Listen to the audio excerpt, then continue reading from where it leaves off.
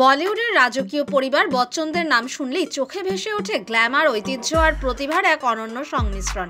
সম্প্রতি এমন এক মুহূর্ত সামনে এসেছে যা অনায়াসেই স্মরণীয় হয়ে উঠেছে লক্ষ লক্ষ অনুরাগীর কাছে।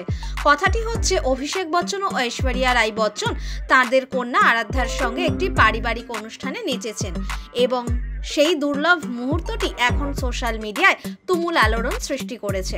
ঘটনাটি ঘটেছে পুনে শহরে একটি ব্যক্তিগত বিবাহ অনুষ্ঠানে।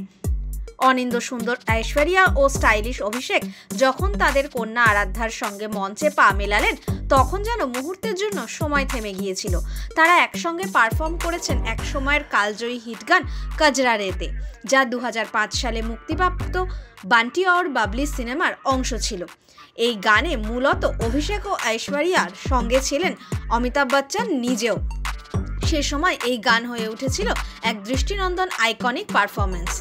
আর সেই গানেই আজ প্রায় 2 দশক পর আবার দেখা গেল তাদের কন্যাকে, একেবারে আত্মবিশ্বাসে পরিপূর্ণ আরাধ্যাকে, যিনি মঞ্চে ঠিক যেন নিজের মায়ের ছায়া।